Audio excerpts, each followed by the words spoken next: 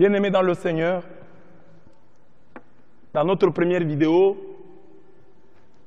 sur le thème anormal pour un animal raisonnable, nous avons montré que dans la Bible, il y avait 3 positions sur le rapport entre l'homme et l'animal. Première position, l'homme est plus que l'animal. Nous avons vu Psaume 8, 4 à 9. Deuxième position, l'homme et l'animal sont égaux. Ecclésiaste 3, 18 à 19. Mais nous avons aussi vu que la Bible insinue qu'il est des domaines, des fois où l'animal semble dépasser l'homme. Proverbe 30, 24 à 28. Et dans la première vidéo, nous avons parlé de la fourmi, peuple, on dit ici fourmi, peuple chétif, mais qui en était assure sa provende.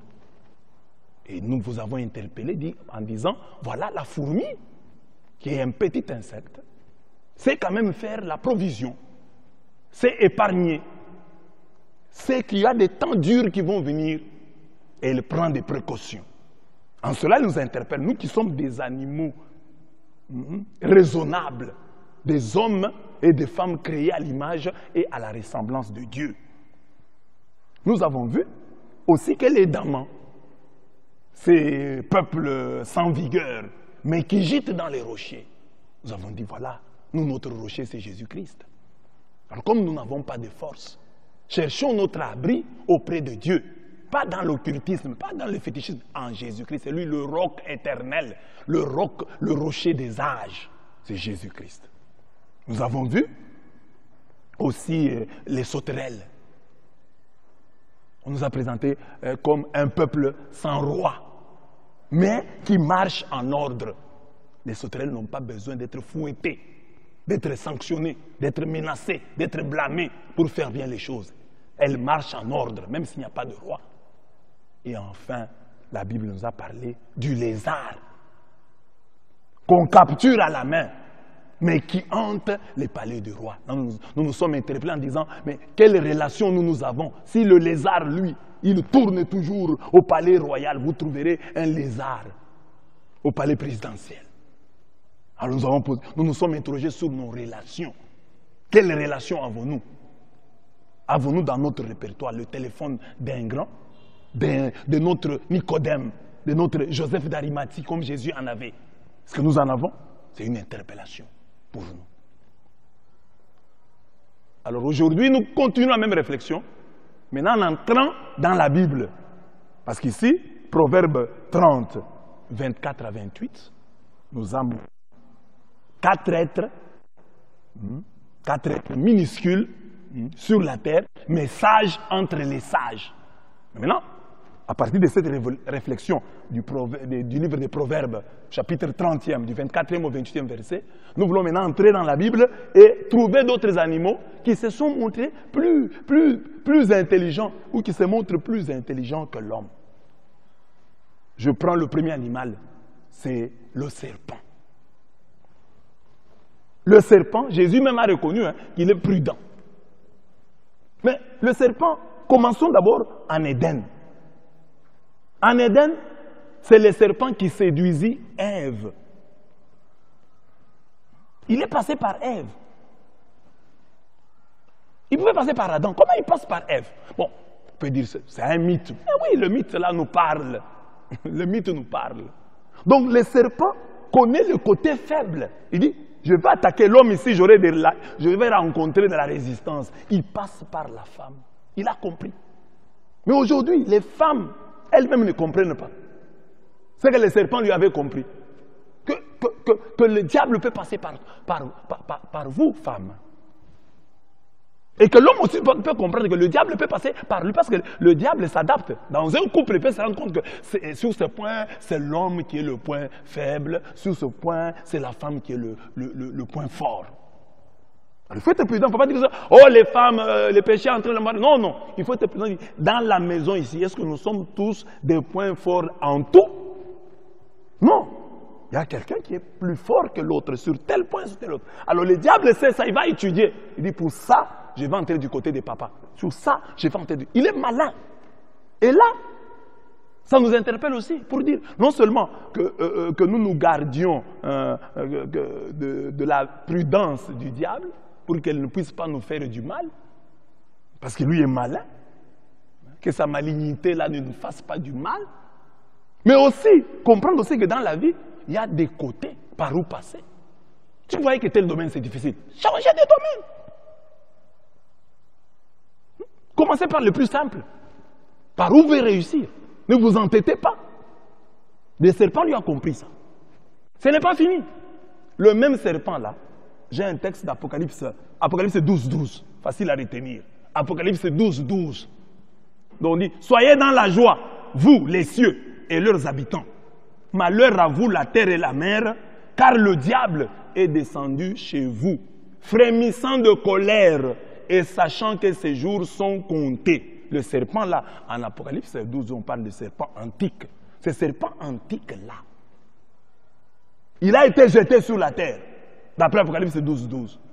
Et il frémit de colère, sachant que ses jours sont comptés. Il sait déjà que mes jours sont comptés, alors je dois beaucoup travailler. Je dois séduire le plus grand nombre de gens. Je dois travailler. C'est une course contre la montre. Je dois détruire ce monde. Je dois avoir beaucoup de gens de mon côté. Est-ce que toi tu as compris cela? Que le diable fait de la course contre la montre. Il veut séduire le monde. Il va avoir beaucoup de gens dans son escarcelle, dans son camp. Il va avoir du monde.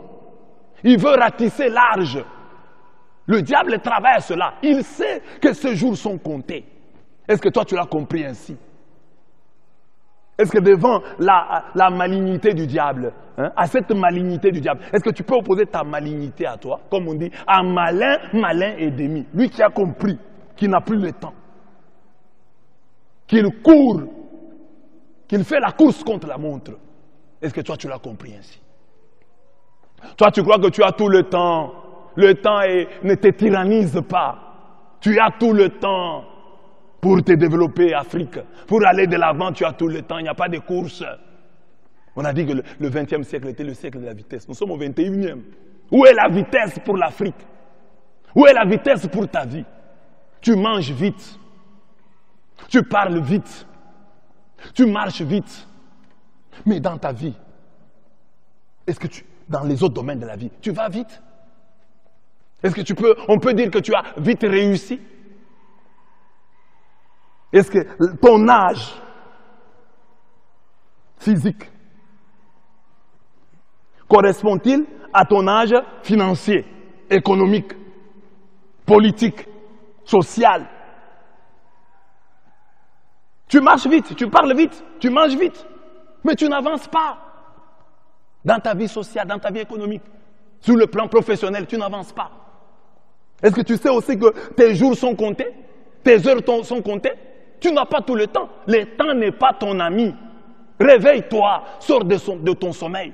Le diable, le serpent, la bête, on l'appelle ici le serpent antique. C'est tout serpent qu'il est, il sait que ses jours sont comptés. Et il travaille en fonction de cela. Mais nous, en Afrique, ici, nous travaillons comme si dans le monde, il n'y avait pas de concurrence, comme s'il n'y avait pas de course, comme si nous étions seuls en train de faire la marche à pied. Non, ce n'est pas de la marche à pied. C'est une course. C'est une course. Et pas n'importe quelle course. Une véritable course. Et il y a beaucoup de gens qui sont engagés dans la course. Regardez la Chine.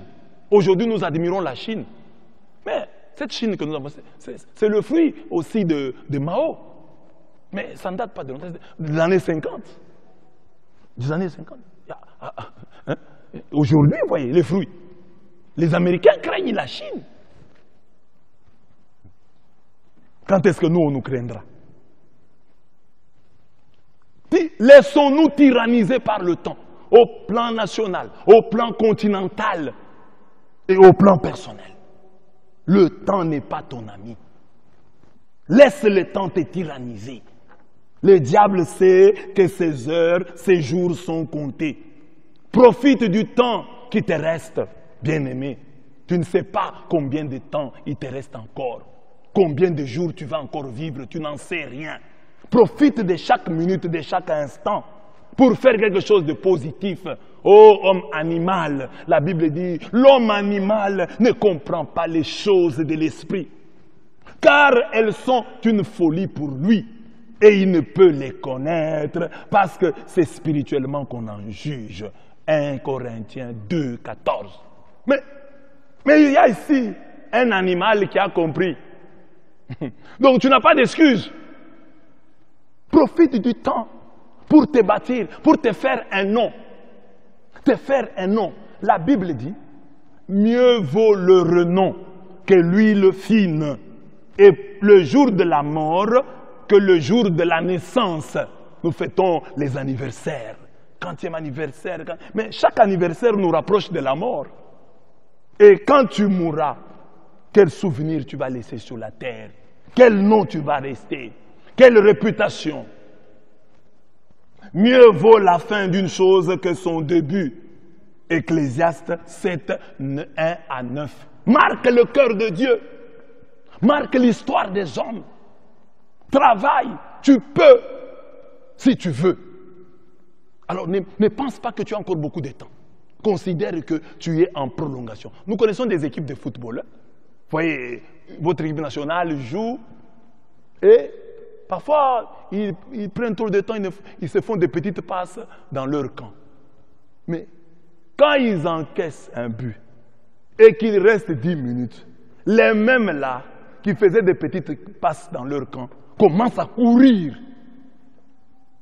Rien ne sert de courir, il faut partir à temps. Il faut partir à point. Et à point, c'est à partir de maintenant que tu écoutes ce message. Le serpent, qui est un animal. Si on t'injurie serpent, tu vas te fâcher. Mais il y a un serpent ici, qui est le diable. Mais lui a compris que mes jours sont comptés.